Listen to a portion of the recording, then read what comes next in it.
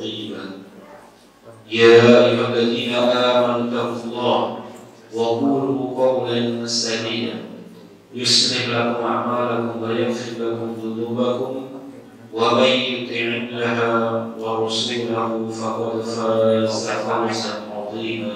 أما بعد فإن خير الكلام كلام الله وخير الهدى هدى محمد صلى الله عليه وسلم وشر الأمور محدثاتها فإن كل محدثة بدعة وكل بدعة ضلالة وكل ضلالة في النار.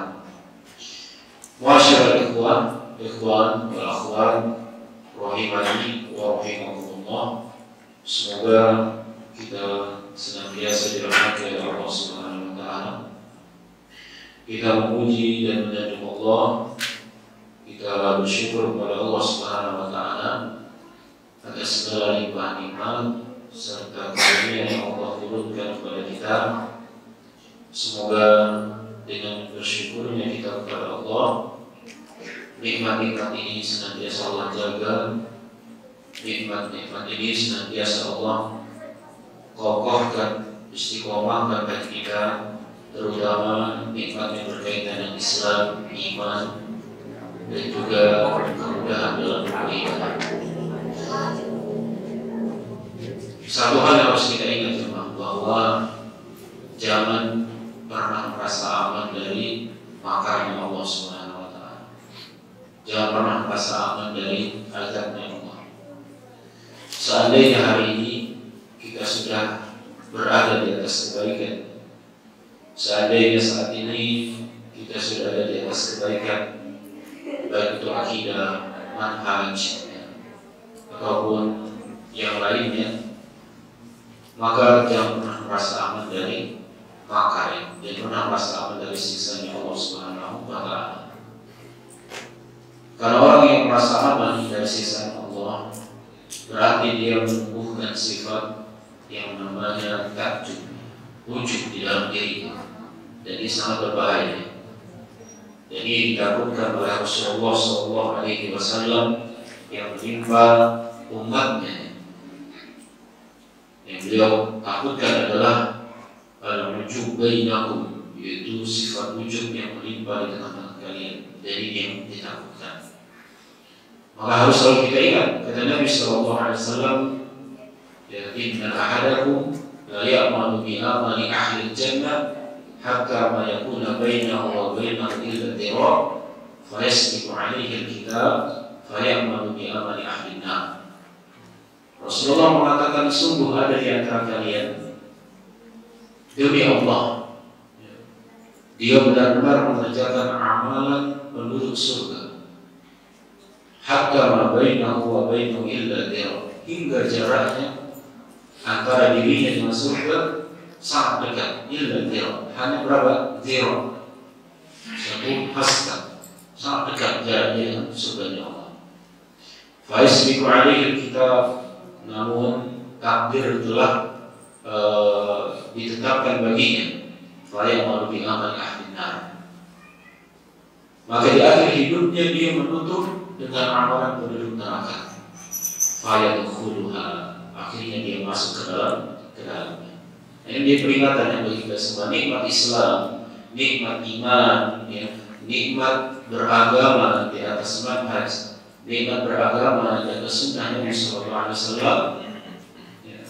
Ini adalah nikmat yang harus kita jaga, ya, kenikmatan yang harus kita jaga, dan jangan merasa aman. Justru semakin belajar, semakin kita was-was, ya. Semakin belajar, semakin kita takut. Jangan-jangan ada sifat apa? Sifat nifaq. Pelakunya disebut dengan munafik yang di dalam diri kita. Bayangkan, ya, Khalifah, sahabat yang mulia, sahabat Umar radhiyallahu anhu, sangat khawatir jangan-jangan nama beliau itu ada di antara daftar nama-nama orang munafikin. Ya, setelah Umar radhiyallahu anhu takut, khawatir kalau beliau itu ternyata dimasukkan di antara orang-orang munafik. Maka seharusnya kita harus lebih takut lagi, ya. lebih khawatir lagi jangan-jangan selama ini tujuan kita berpenampilan, tujuan kita beramal bukan karena Allah Subhanahu wa Ta'ala. Maka luruskan niat kita. Dan tidak ada yang tahu ya, tidak ada yang tahu maksud antum ikut kajian ini apa, nggak ada yang tahu. Maksud kita datang ke masjid ini nggak ada yang tahu kecuali kita dengan Allah Subhanahu wa Ta'ala. Maka perhatikan suasana kondisi dari hati kita. Salawat dan salam senantiasa kita sanjungkan kepada Rasul kita Muhammad sallallahu alaihi wasallam. Allahumma shalli ala Muhammad wa ala ali Muhammad wa ala alihi wa sahbihi wa man tabi'ahum bi ihsan ila yaumil. Alhamdulillah, bulan ini kembali kita berbicara, kita duduk bersama, kita membaca dan mempelajari buku karya Syekh Muhammad Al-Zain, yaitu yang berjudul Minhajul Firqatin Najiyah wa Ta'ifatil Mansurah. Dan alhamdulillah kemudahan dari Allah ya, kita bisa lihat terjemahannya, ada terjemahannya juga. Dan kalau bisa memang ya ikhwah, untuk kajian kedepannya kita sambil sama-sama menyimak, jadi kita lebih maksimal dalam mengikuti kajian dari buku ini ya. Minhaj atau dalam bahasa Indonesianya Jalan Golongan yang Selamat ya, alhamdulillah kemudahan ya, wasilah sehingga kita bisa lebih maksimal lagi dalam mempelajari buku ini. Pada pertemuan sebelumnya kita telah menyelesaikan bagian yang pertama dari buku ini, yang mana pada bagian ini Allah Subhanahu wa Ta'ala menyebutkan golongan orang-orang yang selamat. Dan hari ini kita akan lanjutkan pada bagian yang kedua. Bagian yang kedua itu di halaman 5 ya, bagi yang bawa atau yang punya bukunya atau PDF-nya, kita akan masuk bagian kedua, yaitu manhaj jalan golongan yang selamat. Kita akan mengetahui bagaimana cara beragama di golongan orang-orang yang selamat, bagaimana mereka bersikap terhadap agama ini. Tujuannya adalah jamaah sekalian, kita ingin mencontoh ya, kita ingin meniru ya, kita ingin meneladani golongan orang yang selamat ini. Langsung saja yang pertama ya, di sini dikatakannya Minhajul Firqatin Najiyah, manhaj jalan golongan yang selamat. Golongan yang selamat ialah golongan yang setia berpegang teguh kepada manhaj Rasulullah Sallallahu Alaihi Wasallam dalam hidupnya Nabi dan juga manhaj para sahabat sesudahnya. Jadi golongan yang selamat itu adalah mereka yang setia berpegang teguh dengan manhajnya Rasulullah tak kala Nabi masih hidup, dan juga manhajnya para sahabat sesudah wafatnya Nabi alaihi salatu wassalam. Apa manhajnya Rasulullah jemaah? Apa manhajnya para sahabat? Yaitu kitab suci Al-Quran yang diturunkan Allah kepada Rasulnya. Jadi landasan manhajnya, landasan asas cara beragamanya Nabi dan para sahabatnya adalah Al-Quran yang Allah turunkan kepada Rasul. Kemudian yang beliau jelaskan kepada para sahabatnya dalam hadis-hadis yang sahih. Jadi asas cara beragamanya Rasulullah dan para sahabat itu adalah Al-Quran dan As-Sunnah. Al-Quran dan hadis Nabi Sallallahu Alaihi Wasallam. Wa amara bihil muslimin, dan beliau memerintahkan umat Islam agar berpegang teguh kepada keduanya. Nah dari sini ya, jamaah rahimani wa rahimakumullah, Rasulullah memerintahkan kita untuk berpegang teguh dengan Al-Quran dan As-Sunnah melalui sabdanya dalam hadis yang sahih ya. Kata Nabi SAW, "Taraktu fikum syai'ain." Aku tinggalkan di tengah-tengah kalian dua perkara. aku tinggalkan padamu dua perkara, lan tadillu ba'dahuma, kalian tidak akan tersesat, kalian tidak akan menyimpang jika berpegang kepada keduanya, kitab Allah wa sunnati, yaitu kitab Allah dan sunnahku. Walan yatafarraqu hatta yarida 'alayhi al-hawd, dan keduanya tidak akan berpisah sehingga mendatangiku di telagaku, ya. Al-hawd, hawd itu adalah telaga, disahihkan oleh Syekh Al-Albani rahimahullah taala dalam kitabnya Shahihul Jami'. Jadi yang pertama jamaah, manhajnya golongan orang Islam itu adalah mereka mengikuti cara beragamanya Rasulullah dan para sahabatnya radhiyallahu anhum ajma'in. Mengikuti manhaj ataupun jalannya para salafus saleh, ya, Rasulullah dan para sahabat adalah para salafus saleh, hukumnya wajib. Hukumnya wajib bagi setiap individu. Hukumnya wajib bagi setiap muslim ataupun muslimah.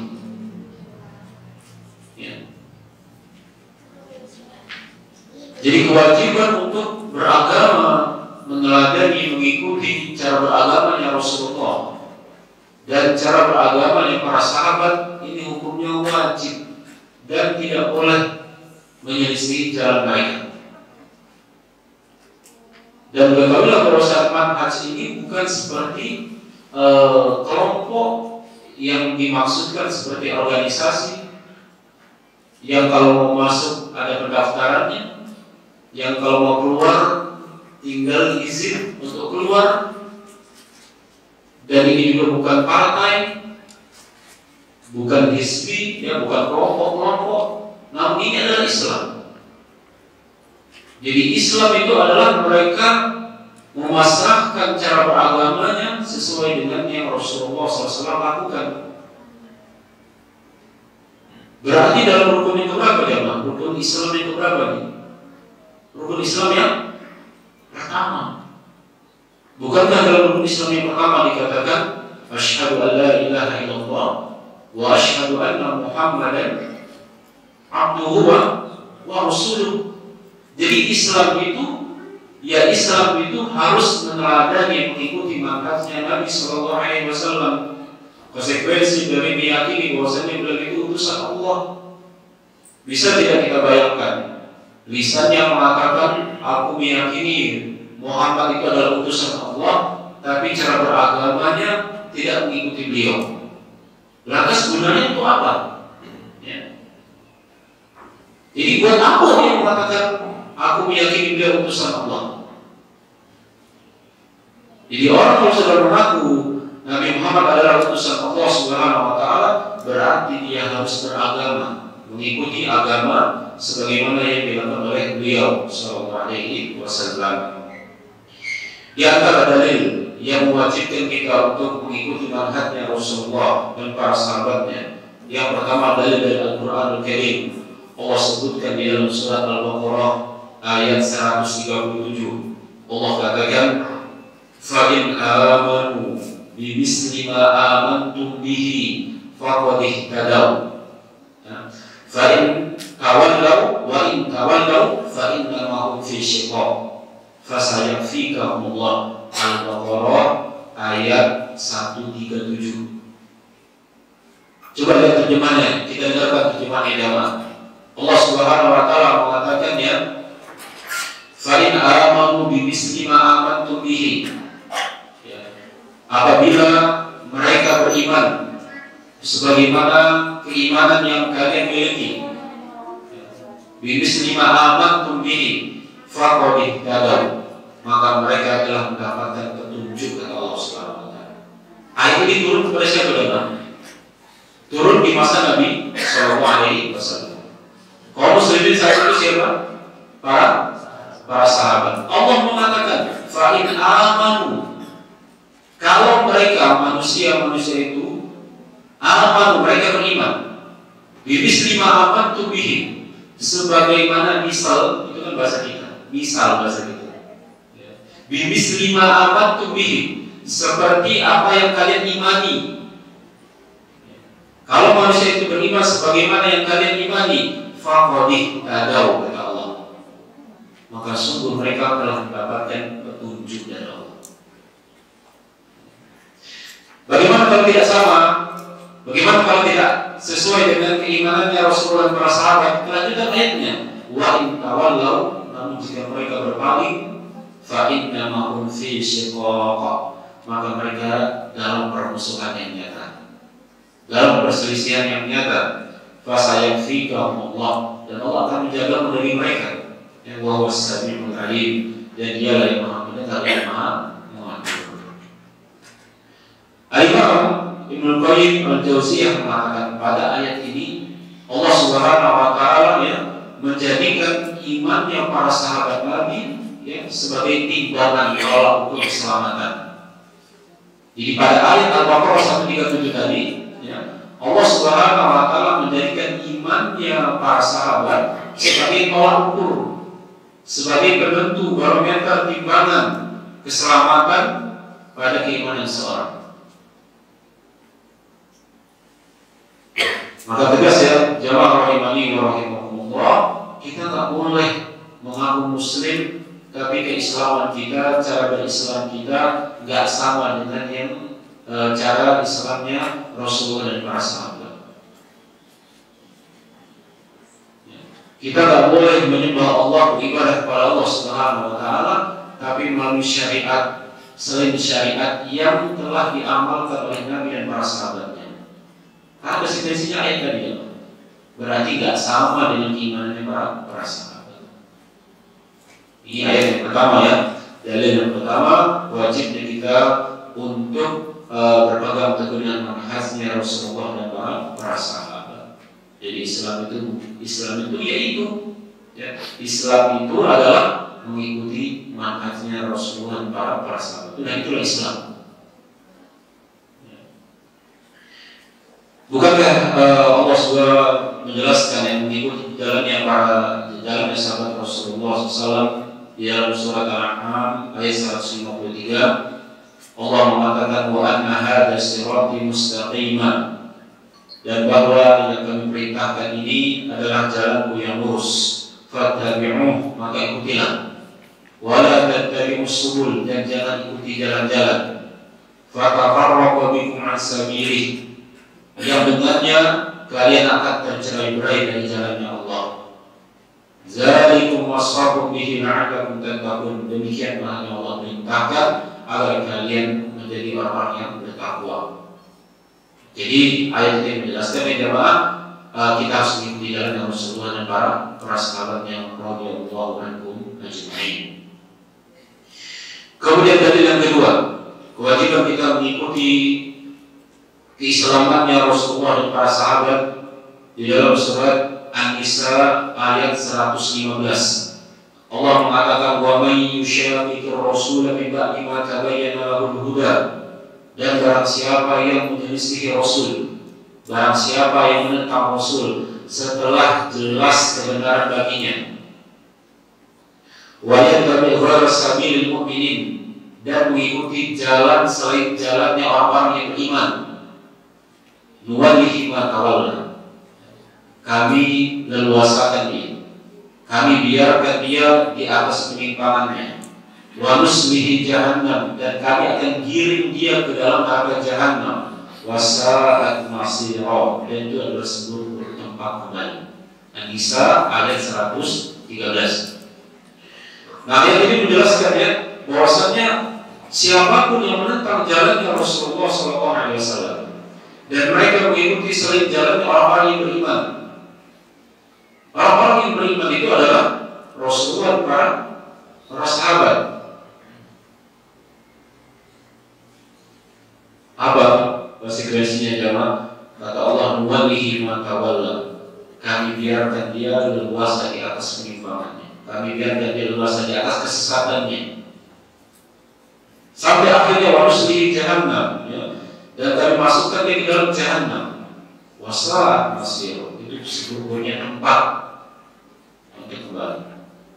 Jadi ayat ini sangat jelas ya bagi kita semua bahwa tidak boleh ya orang yang misalkan masuk Islam mualaf kemudian dia mengambil cara berislam dengan cara yang lain selain jalannya Rasulullah dan para sahabat, ini tidak boleh. Apalagi kita yang dari lahir sudah beragama Islam, maka tidak boleh bagi kita untuk menentang atau menyelisih jalannya. Dan orang-orang yang beriman itu jamaah adalah Rasulullah dan para sahabatnya. Sebagaimana Allah tegaskan, amana Rasul bima unzila ilaihi min rabbih wal mu'minun. Rasul telah beriman kepada Al-Quran yang diturunkan kepadanya min rabbih, dari Rabbnya, wal mu'minun, demikian pula orang-orang yang beriman. Jadi Al-Baqarah ayat 285 itu menegaskan bahwasanya orang-orang yang beriman itu adalah Rasulullah dan para sahabat. Di sana ditegaskan. Nah, itu adalah dua dalil dari Al-Quran Al-Karim. Wajibnya kita berpegang teguh dengan manhajnya Nabi, cara beragamanya Rasul dan para sahabat. Adapun dalil dari sunnah, ya, sehingga baca kemarin di pertemuan yang pertama, sebagaimana Rasulullah pernah menggambarkan satu garis yang lurus, kemudian beliau menggambarkan cabang-cabang jalan dari garis yang lurus tadi, kemudian beliau mengatakan hadhihi subul mutafarriq, ini adalah jalan-jalan yang bercabang, yang cerai-berai, ya. Fala sabila illa alaihi syaitan, dan tidak ada di setiap cabang-cabang jalan ini melainkan di sana ada setan. Ada syaitan yang menyuruh untuk masuk ke dalamnya. Semua Quran, kemudian Rasul membacakan ayat dari mana hadza sirati mustaqim. Jadi jamaah rahimahullah, dan dari hadis Nabi adalah bahwa Islam itu cuma satu. Ya. Jalan keislaman itu hanya satu. Tidak banyak jalan ya untuk menjalankan Islam. Tidak ada Islam warna A, warna B, ya, atau Islam sekte ini, sekte itu, tidak ada. Islam itu hanya satu. Ya, jalan cara untuk menjalankan keislaman hanya satu. Ya, yaitu jalannya Rasulullah dan para sahabat radhiyallahu anhum ajma'in.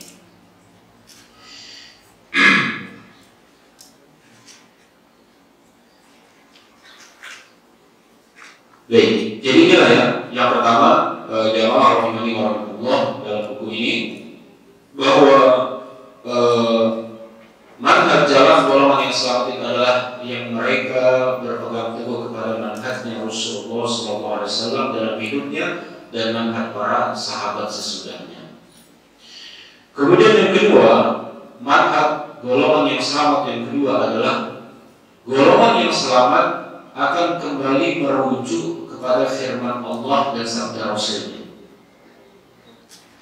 Jadi golongan yang selamat itu mereka akan apa-apa kembali kepada Al-Quran dan Sunnah. Tak kala terjadi perselisihan, ya.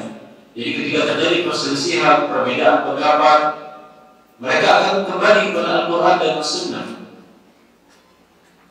Sebagai realisasi dari firman Allah, ya, dalam rangka mengamalkan perintah Allah di dalam surat An-Nisa ayat ke-59, Allah mengatakan fa'in tanaza'tum fi syai'in farudduhu ila Allahi war Rasul. Dan apabila kalian berselisih tentang sesuatu, dan apabila kalian berbeda pendapat tentang sesuatu, farudduhu ila Allahi war Rasul, maka kembalikanlah hal itu kepada Allah dan Rasulnya. In kuntum tu'minuna billahi wal yawmil akhir, jika kamu benar-benar beriman kepada Allah dan hari akhir, hari kiamat, ya. Zalika khairu wa ahsanu ta'wila, yang demikian itu lebih utama dan lebih baik akibatnya, ya, dampaknya bagi.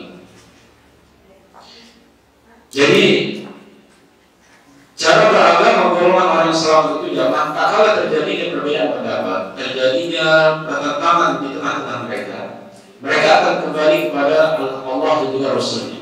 Maknanya apa?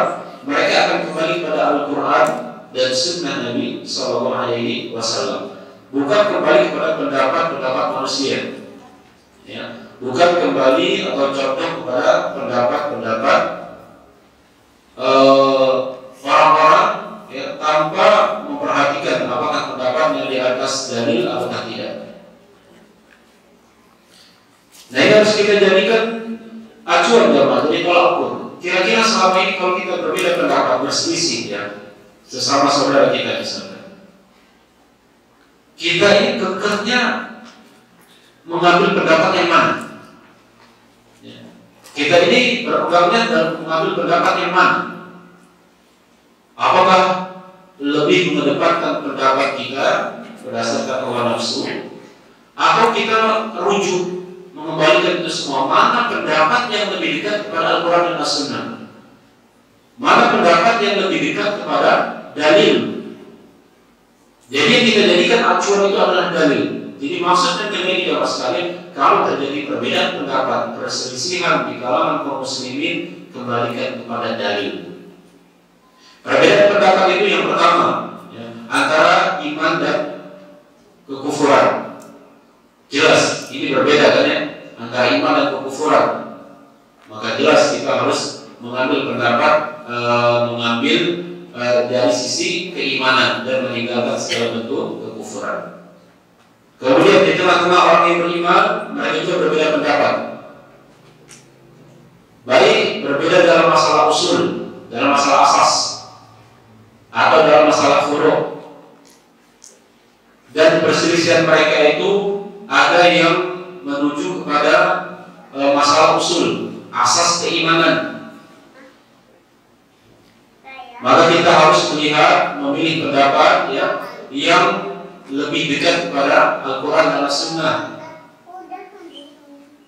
Dan juga ada pendapat dalam masalah furu', dalam masalah cabang. Berbeda pendapat dalam masalah cabang-cabang agama. Nah, selama dalam masalah furu' dan juga dalam masalah khilaf muktabar, khilaf yang diperbolehkan, khilaf yang dianggap, khilaf di sana memang para ulama Ahlussunnah berbeda pendapat di dalamnya. Dan tidak ada dalil yang sahih, dalil yang qat'i yang mengatakan inilah yang benar dan itu yang salah. Maka dalam kondisi seperti ini kita boleh mengambil pendapat yang menurut kita ini lebih dekat pada dalil. Sederhana begini, kalau kita kaitkan dengan mazhab jamaah, kenapa antum ikut mazhab Hambali? Kenapa tata cara sholatnya lebih kepada mazhab Hambali? Tanggung jawab kita apa? Cari tahu dalilnya apa yang menjelaskan. Misalkan dalam masalah fikih, kita kebanyakan ya, lebih condongnya kepada mazhab Hambali, Imam Ahmad. Kewajiban kita jemaah harus cari tahu penjelasan beliau atau ulama-ulama menurut Imam Ahmad yang menjelaskan masalah fikih ini, pendapatnya. Cari tahu dalilnya apa. Jangan cuma melakukan, jangan cuma mengamalkan. Atau nanti di suatu sisi atau mengambil pendapat di mazhab Syafi'i, Imam Syafi'i. Kenapa aku memilih pendapat itu? Kenapa aku mengamalkan pendapat itu? Harus cari tahu dalil mana yang menopang, yang mendukung, yang mendekati untuk mengamalkan pendapat itu. Tujuannya apa jemaah? Tujuannya agar kita ini beragama bukan karena perkataan manusia. Kita beragama bukan karena perkataan orang, tapi kita beragama karena kita mengikuti dalil. Jadi yang lihat ya, misalkan dalam masalah khilafiyah, dalam mazhab Hanafi seperti ini, Hanafiyah, mazhab Maliki seperti ini, mazhab Syafi'i seperti ini, mazhab Hambali seperti ini. Itu semua adalah ulama Ahlussunnah di jamaah. Nah, antum lebih condong ke Syafi'i misalnya. Antum cari tahu penjelasannya. Kenapa antum condong dalam masalah ini kepada mazhab Syafi'i? Oh, ternyata dijelaskan dalilnya seperti ini. Jadi menjadi hujjah kita nanti di hadapan Allah Subhanahu wa taala bahwa kita ini beragama karena dalil, karena kita mengikuti dalil, bukan hanya perkataan seseorang. Ya. Jadi jamaah rahimani wa rahimakumullah, kalau kita berbeda pendapat, berselisih dalam suatu permasalahan, maka dilihat mana yang lebih dekat kepada dalil, bukan mencari-cari dalil.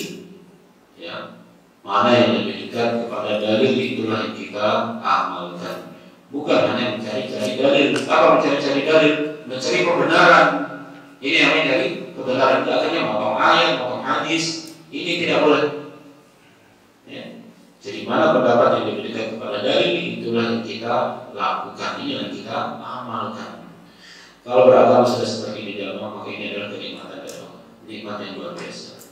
Orang kalau sudah mulai beramal, tapi dia mulai cari mana penjelasannya dari dalil Al-Quran dan dari hadis, penjelasan ulama, ya, maka itu adalah berarti dia sudah mulai perhatian dengan masalah agamanya, mulai perhatian dalam masalah agama. Ya. Nah, sampailah dalam permasalahan yang memang di sana benar-benar tidak ada dalil yang sahih yang menjelaskan, maka akhirnya kita diminta untuk berlapang dada. Nah, ada sebuah perkataan seperti ini dalam masalah ma'ruf nahi munkar yang fil amri ukhtulifa fiha wa amrahu ghairah fala tanha. Dalam permasalahan khilafiyah, jika kamu melihat pendapat yang lain selain yang dilakukan saudaramu, fala tanha, maka jangan melarangnya, jangan memaksa. Ya. Jadi dalam masalah-masalah yang di sana, ya diperbolehkan untuk berbeda, untuk khilaf, ya, mu'tabar, maka diperbolehkan kita untuk mengikutinya. Tapi dalam hal-hal yang urgent dan jelas, misalkan karena sekarang ini orang itu bermudah-mudahan jamaah berdalil dengan masalah khilaf ulama, ya, musik, ya, dikatakan kan ada ulama yang membolehkan, berarti nggak apa-apa masalah khilafiyah. Sampai riba juga ada yang mengatakan ini diperbolehkan gitu kan. Ini apa katanya? Ini khilaf ulama dan kita harus berlapang. Jadi khilaf-khilaf seperti ini ya, maka tidak boleh ya. Jadi intinya golongan yang selamat itu adalah mereka kembali kepada Al-Quran dan juga kepada hadis Rasulullah, ya, dalam permasalahan yang mereka lakukan. Kenapa kita harus kembali jawab? Karena di sini dikatakan fala wa rabbika la yu'minuna hatta yuhaqqimuka fi ma shajara bainahum. Maka demi Rabbmu, mereka pada hakikatnya tidak beriman hingga mereka menjadikanmu sebagai hakim dalam perkara mereka. Summa la yajidu fi anfusihim harajan. Kemudian mereka tidak merasakan sesuatu yang memberatkan di dalam diri mereka. Mimma qadaita, dari apa yang telah engkau tetapkan. Wa yusallimu taslima, dan mereka menerimanya dengan sepenuhnya. Jadi dalam surat An-Nisa ayat 65, di situ Allah jelaskan ya bahwa Allah menafikan la yu'minun. Ya, demi Rabbmu la yu'minun. Ya. Mereka tidak dianggap beriman hatta yuhaqqimuka fi ma shajara bainahum, sampai mereka menjadikanmu wahai Muhammad, ya, sebagai penentu dalam permasalahan mereka. Summa la yajidu fi anfusihim harajan, dan dengan keputusanmu mereka tidak mendapatkan apa yang memberatkan bagi mereka untuk menerimanya. Jadi perhatikan ayat ini ya, dalam surat An-Nisa ayat 65, kita ini belum dianggap beriman sampai kita ketemu masalah, kita jadikan Rasulullah itu sebagai pemutus, penentu dari permasalahan kita tadi. Dan ternyata pendapat ini lebih condong, lebih dekat kepada hadis Rasulullah. Kita nggak boleh kesal, kita nggak boleh apa, nggak terima. Ternyata pendapat saudara kita yang lebih dekat dengan hadisnya Nabi SAW. Jadi orang yang jujur ketika berdiskusi jamaah, orang yang jujur ketika diskusi adalah orang yang mencari kebenaran, ya, bukan mencari pembenaran. Orang kalau mencari pembenaran, sudah dikatakan ini dalilnya dari Al-Quran, ini dalilnya dari hadis, dia akan mencari pembenaran. Dia akan benturkan ayat Al-Quran dengan ayat Al-Quran yang lain. Dia akan benturkan hadis dengan hadis yang lain. Ini orang yang cari pembenaran. Dan kalau orang yang cari kebenaran, ya, awalnya dia kekeh, awalnya dia adu argumen, misalkan pendapat dengan saudaranya. Tapi ketika hasilnya ternyata pendapat dia tidak bisa ditopang dengan dalil, dan pendapat saudaranya justru kuat ditopang dengan ayat Al-Quran dan hadis, maka dia mengamalkan ayat ini. Ya. Maka dia anggap bahwasanya itulah ya yang lebih dekat kepada kebenaran, karena Rasulullah yang telah menetapkannya. Nah, di Jawa semua kurang-kurangi berbantah-bantahannya. Hindari suka berbantah-bantahan. Seandainya kita benar dan ada orang yang ingin berbantah-bantahan dan kita lihat. Kadang ada orang yang berbantah-bantahan itu bukan cari kebenarannya, cuma untuk apa? Ya, cuma untuk menguji aja, ataupun cuma untuk apa? Ingin menampakkan kalau dia itu kritis, dia menampakkan kalau dia itu cerdas dan yang lainnya. Orang seperti tidak perlu diladeni. Jadi yang kedua ya, kalau kita semua ada perbedaan pendapat, ayo kita duduk, kita lihat mana yang lebih dekat kepada dia. Kemudian yang ketiga, ikhwah dan akhwat rahimani wa rahimakumullah, yang ketiga adalah golongan yang selamat tidak mendahulukan perkataan seorang atas firman Allah dan sabda Rasul. Golongan yang selamat, mereka tidak mendahulukan perkataan seorang atas firman Allah dan sabda Rasulnya sebagai realisasi dari firman Allah, ya ayyuhalladzina amanu la tuqaddimu baina yaday Allah wa rasulih wattaqullaha innallaha samii'un 'aliim. Dalam surat Al-Hujurat ayat yang pertama ya. Wahai orang-orang yang beriman, janganlah kamu mendahului Allah dan Rasulnya.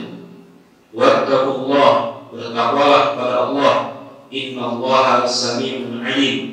Sesungguhnya Allah Maha mendengar lagi Maha mengetahui. Al-Hujurat ayat yang pertama. Jamaah rahimani wa rahimakumullah.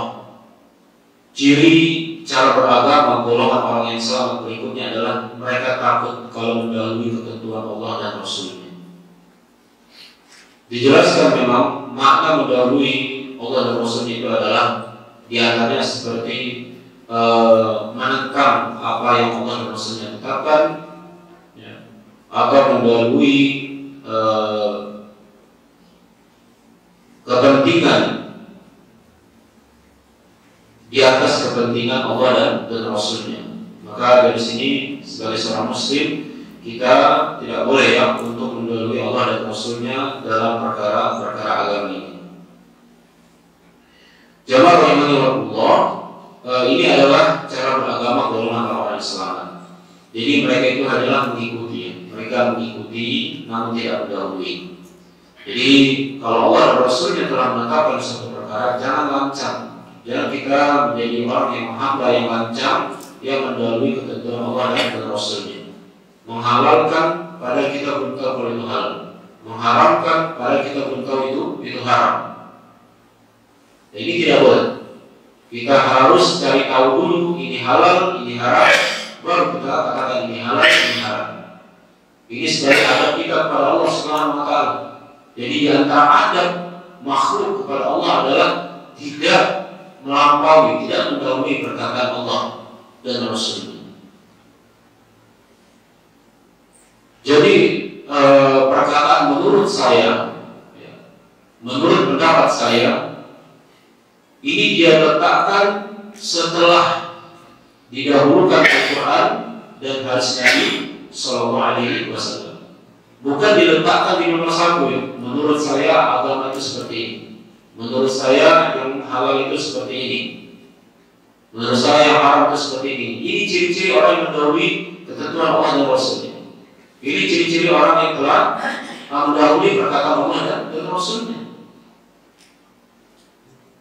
Tunggu dulu, kalau dalam perkara agama, dalam hal agama jangan terburu-buru. Sampai tahu hukumnya, baik dari Al-Quran atau hadis, baru disampaikan. Jangan langsung mengatakan menurut saya kan ini baik, kenapa nggak boleh? Menurut saya ini kan bagus, kenapa tidak boleh? Berarti dia telah mendahului Allah dan Rasulnya. Dan dia lupa dalam ayat ini ya, la tuqaddimu baina yaday Allahi wa rasulih. Janganlah kalian mendahului Allah dan Rasulnya. Kita nggak boleh. Makanya ketika akan terjadi peperangan jamaah ya, maka para sahabat minta izin dulu kepada Nabi dalam siasat perang. Ya, apakah ini adalah wahyu dari Allah? Apakah ini dari siasat darimu ya Rasul? Ini sebagai bentuk apa? Adab. Sebagai bentuk adab. Mereka tidak ingin mendahului Allah dan Rasulnya. Nah, karena itulah saudara sekalian yang dimuliakan oleh Allah Subhanahu wa taala, jadikan Al-Qur'an dan hadis itu sebagai pilihan yang pertama bagi kita dalam menjalankan agama ini yang sejalan dengannya. Jangan justru dijadikan Al-Quran dan hadis itu sebagai pilihan nomor 2 atau nomor 3 ya, karena berarti dia telah mendahului Allah dan Rasulnya. Ibnu Abbas radhiyallahu anhu mengatakan, "Arahum sayahlikun." Aku mengira kalian akan binasa. Aku lupa Nabi sallallahu alaihi wasallam. Aku membawakan perkataan Nabi sallallahu alaihi wasallam, wa yaqulun, sedangkan mereka mengatakan qala Abu Bakr wa Umar. Mereka mengatakan Abu Bakar dan Umar. Baiklah jemaah, perkataan Ibnu Abbas ini ya, menyandingkan perkataan Abu Bakar dan Umar untuk apa? Menyanggah hadis Nabi sallallahu alaihi wasallam, sampai-sampai Ibnu Abbas khawatir Allah turunkan azab. Allah turunkan azab suatu kaum dikarenakan mereka menyanggah ya, membalas perkataan Rasulullah dengan perkataan Abu Bakar dan Umar, dua orang yang dicintai oleh Rasulullah. Manusia yang mulia setelah Abu Bakar, setelah Rasulullah adalah Abu Bakar, kemudian Umar, Utsman dan sahabat-sahabat yang lain. Namun tidak boleh kita lebih mendahulukan perkataan Abu Bakar untuk menyanggah hadis Nabi sallallahu alaihi wasallam. Apalagi orang yang jauh dari Abu Bakar, apalagi orang yang kedudukannya jauh tak sezaman ribuan tahun setelah wafatnya Abu Bakar. Maka itu tidak boleh. Didahulukan ya, ayat Al-Quran, didahulukan hadis Nabi SAW. Jika Al-Quran dan hadis telah mengatakan ini boleh, maka pendapat kita kalau bertentangan maka tidak perlu didengarkan. Apalagi pendapat manusia yang lain. Ya. Ini yang ketiga ya. Jadi yang ketiga itu adalah golongan yang selama tidak mendahulukan perkataan seorang atas firman Allah. Jadi, memang bagian di sini jalan memang masih ringkas-ringkas ya. Nanti baru disiapkan per babnya masing-masing. Kemudian yang keempat, ya, ciri-ciri golongan yang selamat berikutnya adalah senantiasa menjaga kemurnian tauhid. Golongan yang selamat itu punya perhatian yang besar dalam masalah tauhid. Ya. Mengesahkan Allah adalah dengan beribadah, berdoa, memohon pertolongan. Jadi mengesahkan Allah adalah dengan beribadah, berdoa, dan memohon pertolongan, baik di dalam masa sulit maupun lapang. Golongan yang selamat, ya, mereka punya perhatian yang besar dalam masalah tauhid. Karena bagi mereka ya, jamaah, tauhid atau keimanan itu adalah sesuatu yang paling utama dalam hidup ini. Tanpa tauhid, tanpa keimanan, maka sebaik apapun seorang, maka dia menjadi manusia yang paling hina. Coba ada ayat dalam surat Al-Bayyinah, insyaallah kita semua. Innal ladzina kafaru min ahli kitab wal musyrikin fi nari jahannam khalidina fi ulaika hum syarrul bariyah. Kata Allah Subhanahu wa taala, sesungguhnya orang kafir ya, min ahli kitab, dari golongan ahli kitab, wal musyrikin, dan orang-orang berbuat syirik, mereka itu kekal di dalam neraka. Dan Allah tegaskan ulaika hum syarrul bariyah, mereka adalah seburuk-buruk makhluk, kata Allah. Mereka adalah seburuk-buruk makhluk. Jadi sebagus apapun kualitas seseorang, kalau dia tidak mentauhidkan Allah Subhanahu wa taala, maka dia masuk dalam ayat ini. Ulaika hum syarrul bariyah. Dia adalah seburuk-buruknya makhluk. Dan ini kadang membuat syubhat ya bagi kaum muslimin, dengan mengatakan kenapa dianggap dia buruk? Ya, dia orang yang baik, dia bermuamalah, dia suka bantu orang, ya, dia suka menolong orang lain, orang yang baik. Masalahnya dia cuma satu, dia nggak beriman. Apakah Allah tidak adil? Ya, sampai-sampai orang ini dianggap tidak ada kebaikan di dalamnya. Maka kembalikan ke dalam surat tadi, Al-Bayyinah tadi, bahwa siapapun yang dunianya bagus, namun dia tidak beriman, menyekutukan Allah, maka dia menjadi makhluk yang paling buruk di sisi Allah Subhanahu wa Ta'ala. Ulaika syarrul bariyah. Jadi jamaah rahimahullah, maksud kita menyampaikan di sini adalah kalau ada ahli tauhid, ya, mereka yang bertauhid, kemudian ada keburukan yang dilakukan, maka jangan bandingkan dengan pelaku kesyirikan yang mereka mengerjakan kebaikan di dunia itu. Karena itu bisa membuat ahli tauhid tadi, ya, dia akan futur, dia akan menganggap bahwasannya lebih baik tidak bertauhid, yang penting baik. Ini salah. Allah adil, Allah adil. Semua manusia yang berbuat kebaikan di dunia ini, mau dia muslim maupun kafir, Allah adil. Allah akan balas setiap kebaikan yang dikerjakan oleh setiap manusia. Sampai orang kafir yang berbuat kebaikan, Allah balas kebaikan mereka, tapi di dunia ini juga. Allah lapangkan usahanya, Allah lancarkan dunianya, Allah berikan kekayaan. Dikarenakan apa? Dikarenakan kebaikan yang mereka lakukan. Tapi di akhirat tidak. Tapi tidak nanti akhirat. Jadi kalau kita dapatkan seorang muslim, dia bertauhid, kemudian dia ada keburukan, yang mau kita nasihat itu adalah keburukannya. Jangan singgung-singgung masalah keimanannya. Jangan suka jadi orang yang suka apa? Menjatuhkan, ya, keimanan orang lain. Perbaiki, ya, perbaiki yang salah, namun tetap jaga tauhidnya. Karena bagaimanapun tauhid itu adalah modal yang paling utama bagi seorang manusia. Nah, oleh karena itu jamaah rahimani wa rahimakumullah, ya, dari sini penjelasan bagi kita semua bahwa kita harus memurnikan tauhid kita, ya, mengisahkan Allah dengan beribadah. Kita beribadah hanya mentauhidkan Allah. Ibadah itu baik ibadah lisan, pujian-pujian, hanya kita sematkan kepada Allah, termasuk salawat. Ya, salawat itu kan bukan artinya kita ibadah sama Rasul, bukan. Apa isi dari salawat? Allahumma shalli ala Muhammad, bukan artinya kita beribadah kepada Nabi, bukan. Tapi kita beribadah kepada Allah, meminta kepada Allah agar Allah bersalawat kepada Rasulnya. Permintaan kita kepada Allah itu adalah ibadah, jemaah. Bukan maknanya kita ini nyembah Nabi, bukan. Pahami makna dari salawat. Jadi dalam ibadah itu kita memurnikan, kita tujukan hanya untuk Allah saja. Baiklah, mungkin sekarang ada syubhatnya dalam masalah pembagian tauhid rububiyah, uluhiyah sama asma wa sifat. Itu sebenarnya hanya sebagai apa, jemaah? Sebagai wasilah, hanya sebagai perantara saja untuk memahami makna tauhid. Ya. Benar di masa Nabi SAW tidak dimaksud sebagai Rasulullah menyampaikan ini rububiyah, ini uluhiyah, ini asma wa sifat, benar. Tapi beliau langsung menyebutkan, ya, hakikat dari apa itu rububiyah, apa itu uluhiyah, apa itu asma wa sifat.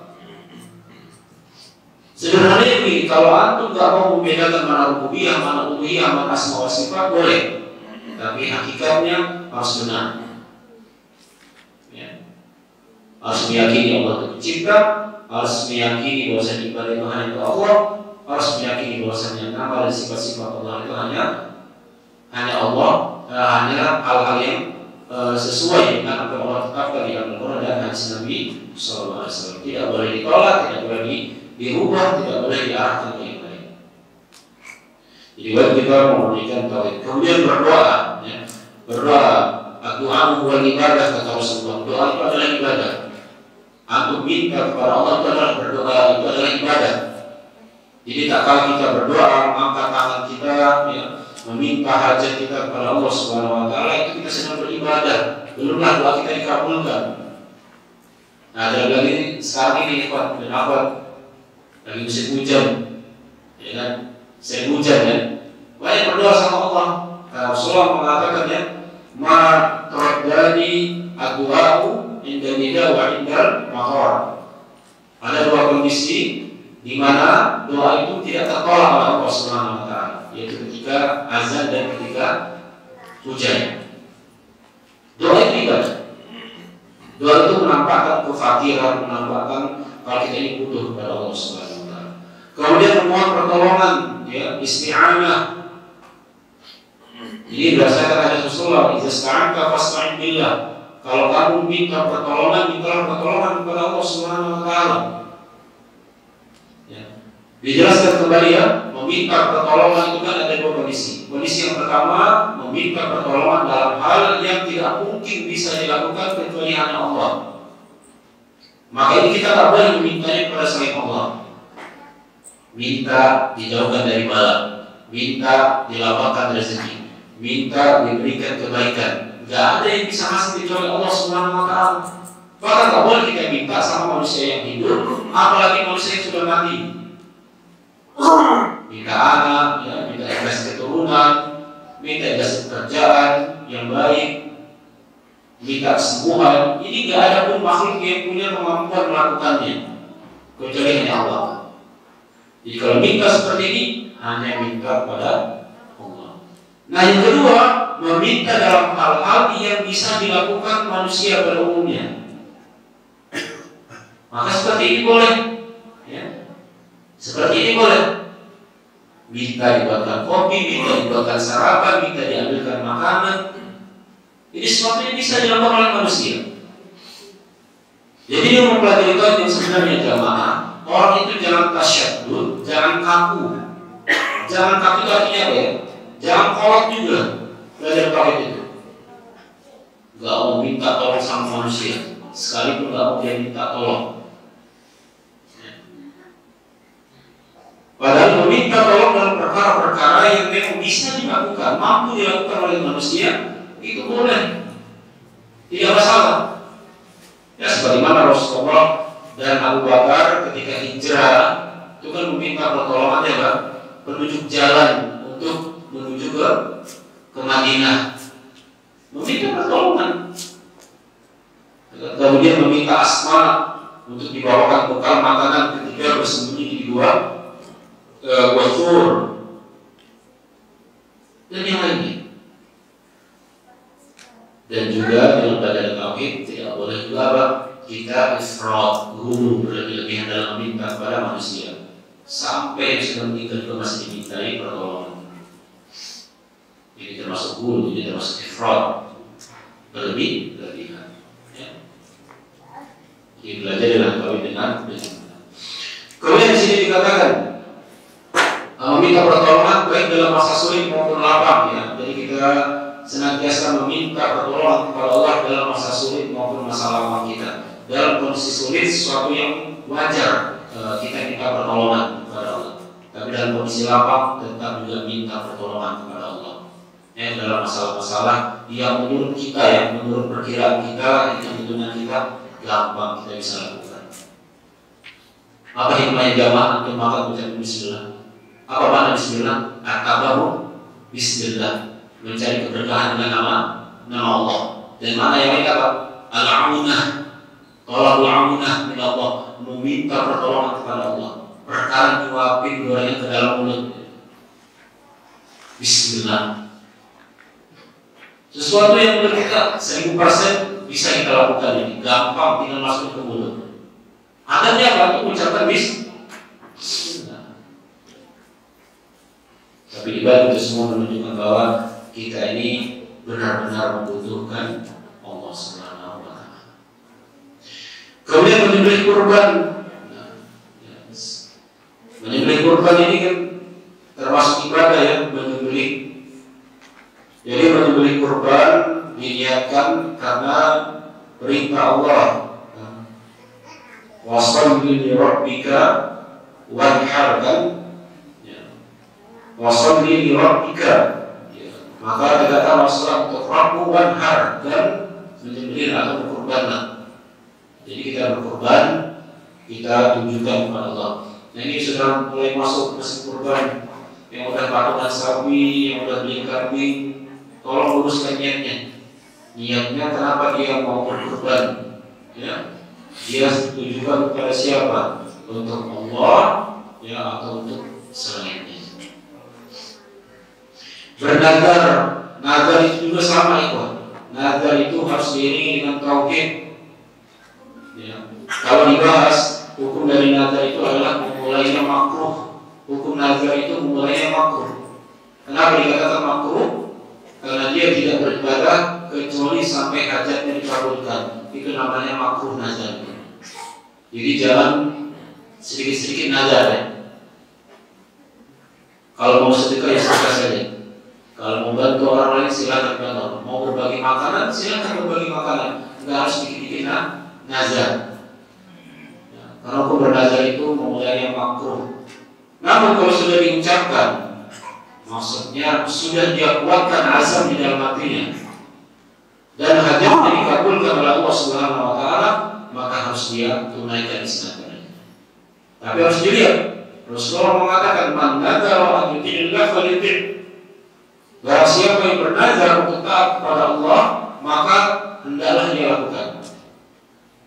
Wa man nadzara an yas'allah fala yusik. Dan barang siapa yang bernazar untuk bermaksiat kepada Allah, maka janganlah dia lakukan. Nazar mau telanjang, jangan dilakukan nazar seperti ini. Ya. Nazar mau keliling-keliling, nggak pakai baju, ini maksiat kepada Allah, nggak boleh ditunaikan isi nazar seperti ini.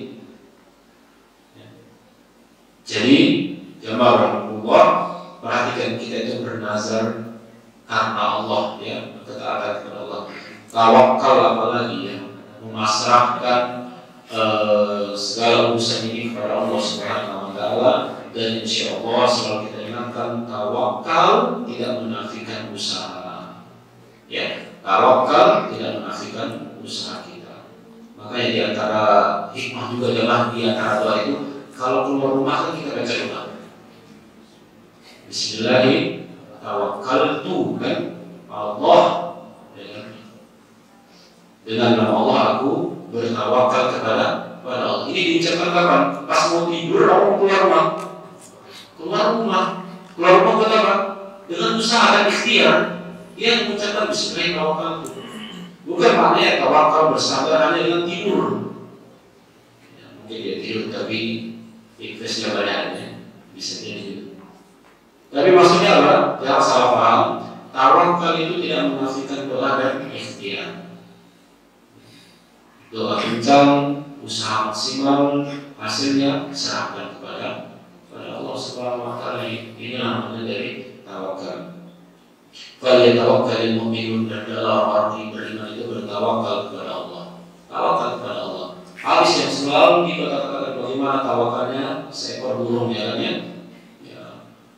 Pagi hari dalam keadaan lapar, kemudian keluar mencari makanan dan pulangnya dalam kondisi kenyang. Ini orang yang kemudian memutuskan segala perkara dengan hukum yang diturunkan oleh Allah. Kemudian ya, di antara definisi tauhid itu adalah memutuskan segala perkara dengan hukum yang diturunkan oleh Allah.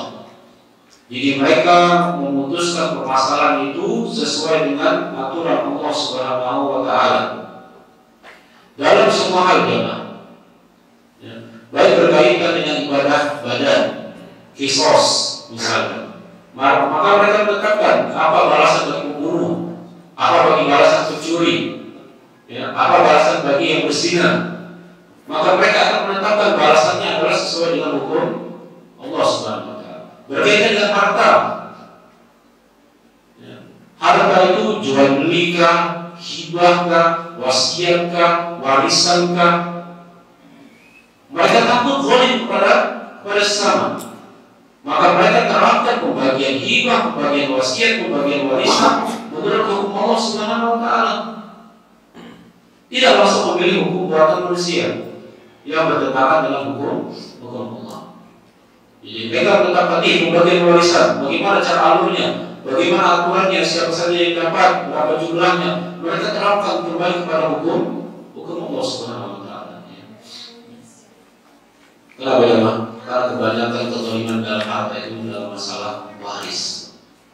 Masalah waris.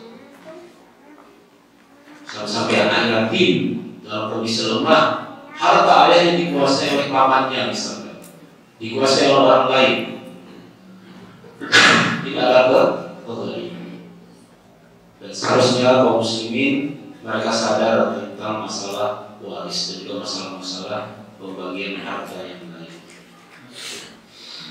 Dan semuanya menjadi dasar bagi tegaknya daulah Islamiyah yang benar, dan mereka adalah daulah Islamiyah yang benar. Maksudnya apa? Bukan maksudnya aliran yang punya pemimpin masing-masing, bukan ya. Disebutkan kepada pemimpin, bukan. Menjauhi dan membasmi berbagai bentuk syirik, ya. Mereka menjauhi dan berdakwah menghilangkan berbagai bentuk kesyirikan dengan simbol-simbolnya yang banyak ditemui di negara-negara Islam. Maka mereka berdakwah amar ma'ruf nahi munkar sesuai dengan kemampuan mereka, ya, sesuai dengan kemampuan mereka. Ada yang juga menjadi fitnah ikhwah, ya. Mungkin anda pernah lihat postingannya orang terang-terangan mereka merobohkan patung-patung yang ada di tengah-tengah kota. Tujuannya benar, niat mereka benar, ya, karena mereka khawatir itu jadi sebagai bentuk dari kesyirikan. Tapi akhirnya apa? Mudaratnya lebih besar yang ditimbulkan. Ya. Jadi dalam masalah ini kan menjauhi kemudian membasmi berbagai bentuk kesyirikan itu berkaitan dengan amar ma'ruf nahi munkar, dan harus ada ilmunya. Ya, harus ada ilmunya. Sederhananya beginilah, nanti ada sendiri ya amar ma'ruf nahi munkar. Sederhananya antum atau kita mengamalkan amar ma'ruf nahi munkar di lingkungan yang kita punya kuasa di sana. Minimal di dalam rumah kita, ya, kerjakan amar ma'ruf nahi munkar. Kalau di rumah orang lain kita masuk kan bukan kebaikan yang didapat. Kita masuk rumah orang lain kemudian foto-fotonya kita turunin, kita ketok, kita turunin, bukan kebaikan, bodoh ya. Keburukan yang nanti didapatkan. Jadi amar ma'ruf nahi munkar itu harus ada ilmunya juga. Sebab hal itu merupakan konsekuensi dari tauhid, benar ya. Jadi konsekuensi dari tauhid itu adalah menetapkan ibadah hanya untuk Allah dan mengingkari segala peribadatan kepada selain Allah. Itu konsekuensi itu. Dan sungguh suatu golongan tidak mungkin mencapai kemenangan jika ia meremehkan masalah tauhid. Benar, ya. Tidak ada satupun kebaikan, ya, bagi orang yang meremehkan masalah tauhid, tidak memberantas syirik dan segala bentuknya. Mereka tidak ada keinginan memberantas syirik dengan segala bentuknya. Ya. Kata mereka tidak ada gunanya lagi dakwah kajian-kajian yang membahas tentang tauhid, karena sekarang orang itu sudah banyak yang masuk Islam, jadi tidak perlu lagi diingatkan tentang masalah tauhid dan syirik. Dan justru ya, kesyirikan itu banyak terjadi di tengah-tengah kaum muslimin. Jadi bentuk syirik itu sangat samar-samar ya jamaah. Bentuk syirik itu sangat samar.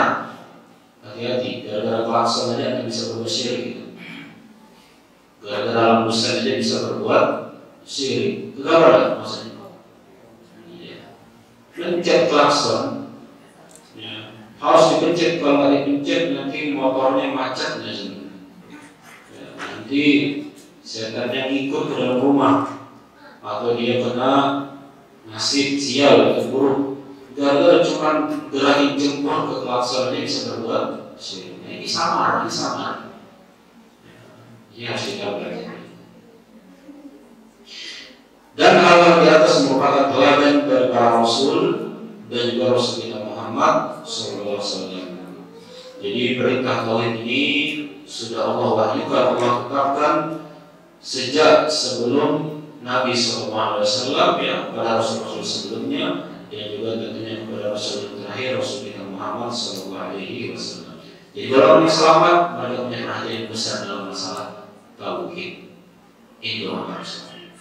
Jadi kajiannya dia ngebahas fikih, ngebahas darah haid, ngebahas darah istihadah, ngebahas rumah tangga, tapi tetap diarahin kepada masalah tauhid. Ya, itu ya. Kemudian yang kelima, golongan yang selamat senang menghidupkan sunnah-sunnah Rasulullah SAW dalam ibadah, perilaku, dan dalam segenap hidupnya. Golongan yang selamat, mereka menghidupkan sunnah-sunnah Nabi SAW dalam perkara ibadah, ya, perilaku, dan dalam segenap hidupnya. Karena itu mereka menjadi orang-orang yang asing di tengah kaumnya, orang yang punya perhatian menghidupkan sunnah Rasulullah SAW. Biasanya mereka akan menjadi orang yang asing di tengah kaumnya. Kenapa jemaah seperti ini? Dikarenakan sunnah-sunnah Rasulullah sudah mulai ditinggalkan. Sunnah-sunnah Nabi SAW sudah mulai jarang yang mengamalkannya, sehingga orang yang mengamalkannya dianggap asing. Dan ini disampaikan oleh beliau SAW, Innal Islama bada'a ghariban wa sayaudu ghariban kama bada'a. Sesungguhnya Islam itu bermula dalam kondisi asing, wa sayaudu ghariban kama bada'a, dan dia akan kembali menjadi asing sebagaimana permulaannya. Fatuba lil ghuraba, maka beruntunglah bagi orang-orang yang asing. Dalam riwayat yang lain disebutkan fatuba lil ghuraba alladzina yasluhuna idza fasada nas. Keuntungan besar bagi orang-orang yang asing yaitu orang-orang yang tetap berbuat baik ketika manusia fasada nas, ketika manusia sudah dalam kondisi yang rusak. Jadi hadis ini mengatakan Islam itu dimulai dengan keterasingan.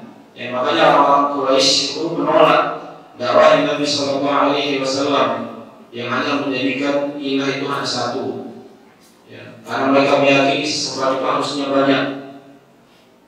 Mereka menganggap ini aneh. Adapun haji jemaah, haji itu sudah ada. Dan di masa jahiliyah manasik haji itu sudah mereka lakukan. Bedanya haji mereka dalam kondisi telanjang, dalam kondisi melingkari berhala. Sudah dikenal haji di masa jahiliyah. Dari masalah tauhid mereka sangat menentang dakwah yang oleh Nabi SAW karena menjadikan ilah itu hanya satu. Ini yang ditentang oleh orang jahiliyah. Dan nanti kembali menjadi asing. Nah ini kita rasakan sekarang. Orang yang menghidupkan sunnah Rasulullah itu dianggap aneh di tengah masyarakat. Ya, dianggap aneh, jadi pusat perhatian. Makanya dia mengatakan fatuba lil ghuraba, maka beruntunglah gharib. Ghuraba itu jamak dari gharib, ya, orang yang asing. Beruntung. Apa maksudnya orang yang asing seperti ini jamaah? Bukan yang tampil beda, yang dia tampil sendiri, beda sendiri, bukan. Di sini dikatakan dalam riwayat yang lain, maksudnya ghuraba itu siapa? Alladzina yusluhun, mereka yang memperbaiki di saat manusia telah rusak kondisinya. Itu adalah ghuraba.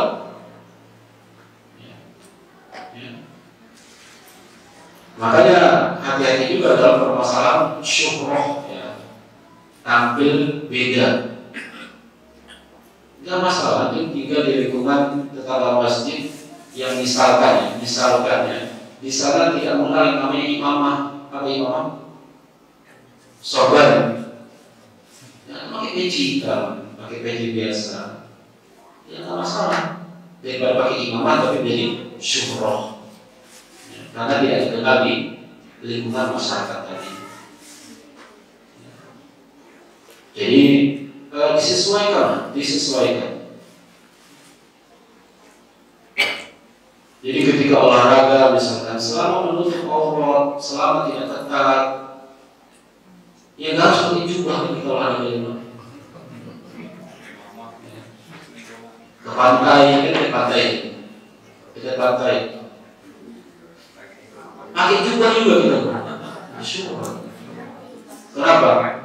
Semangat dia mengatakan fatuba lil ghuraba, beruntunglah orang-orang yang asing, orang-orang yang pusat perhatian. Ini salah tempat pada tempatnya. Kalau jangan pakai batik, boleh nggak pakai batik? Kenapa nggak boleh? Silakan pakai batik.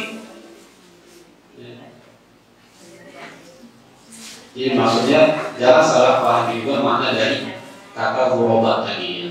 Di mana dan ghuraba itu adalah mereka yang menghidupkan sunnah-sunnah Rasulullah tak kala manusia pada umumnya mulai meninggalkan sunnah-sunnah beliau. Ya. Jadi beruntunglah mereka yang berpegang teguh dengan ajaran Nabi Sallallahu Alaihi Wasallam, berusaha semaksimal mungkin menjalankan agama ini di atas metode atau agamanya Rasulullah dan para sahabat radhiyallahu anhum ajma'in. Nah, ini para ghuraba. Iya. Namanya. Jadi inilah 5 hal ya. 5 manhaj jalan golongan yang selamat dari buku ini. Masih ada sampai 12 sebenarnya ya. Sampai sini